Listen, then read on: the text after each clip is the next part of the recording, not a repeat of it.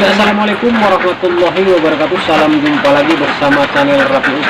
Nah, untuk pagi ini kita sharing-sharing ataupun bincang-bincang kembali yaitu seputar peternakan baik telur. Intinya nggak bosan-bosan lah untuk berbagi ilmu ataupun bertukar pikiran dalam bidang peternakan baik telur. Nah, untuk kali ini kita akan sharing-sharing yaitu saling silaturahmi lah, yaitu curhat masalah peternakan baik telur kembali. Jadi kenapa para pengaduk telur mengalami keberhasilan? Jadi banyak rahasia yang kita bongkar untuk pagi ini. Jadi trik-trik para peternak telur itu mengalami keberhasilan bisa kita lihat dari segi apa, dari manajemen apa. Jadi yang pasti kan banyak sih para peternak telur kering ini, orang bilang banyak ekor, banyak tumpur. Jadi kita meluruskan lah, ternyata beternak telur juga akan mengalami keberhasilan, kesuksesan. Apalagi di zaman modern sekarang ini susah untuk mencari pekerjaan. Jadi ternyata beternak telur bisa membuka lapangan pekerjaan untuk kaula muda. Jadi untuk mengetahui, mari kita sharing-sharing.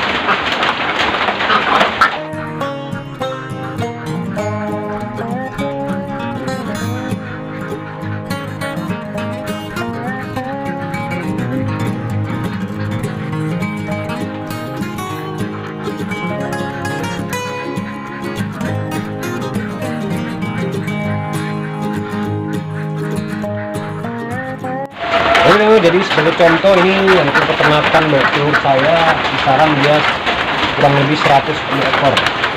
Jadi teman-teman bisa ketahui untuk saat ini bebek telur sudah usia kisaran dia kurang lebih hampir mendekati 3 tahun. Tapi ternyata untuk produksi masih tetap dia mendapatkan dia 60% karena ini masih cuaca hujan teman-teman ya. Ini cuaca gerimis. Jadi teman-teman, saya menimba ilmu yaitu berdasarkan pengalaman. Jadi ilmu yang paling berharga itu ialah pengalaman teman-teman. Jadi mungkin kalau cuaca panas untuk produksi ini bisa lah mencapai dia 75%. Jadi masih bisa menguntungkan. Memang kebetulan rencana saya ingin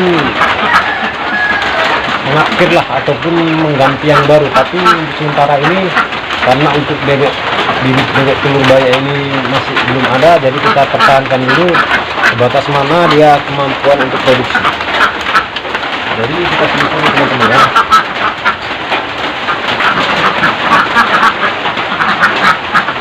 Jadi bisa teman-teman lihat ini untuk produksi telur teman-teman ya.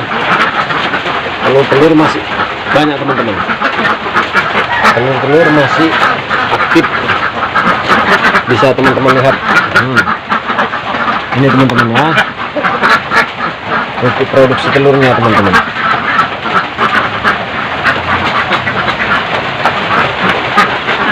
Jadi teman-teman gak usah ragu jika ingin beternak bebek telur,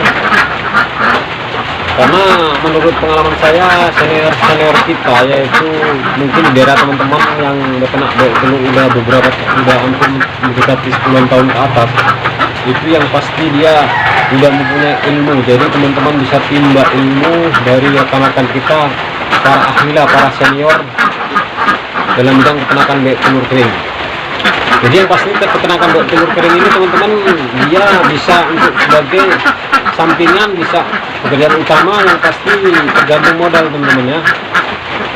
Jadi seandainya teman-teman punya pekerjaan tetap, teman-teman masih bisa beternak bebek telur kering.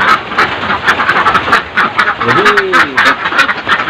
walaupun teman-teman misalnya kerja di kantor, bisa teman-teman untuk skala 100 ekor, bisa untuk teman-teman tinggal satu harian, yaitu dengan menggunakan pakan kering. Seperti yang kita ungkapkan di video sebelumnya, yaitu menggunakan pakan kering ini hampir ribet. Jadi bisa kita berikan 2 hari sekali, intinya pakan itu nggak akan basi teman-teman.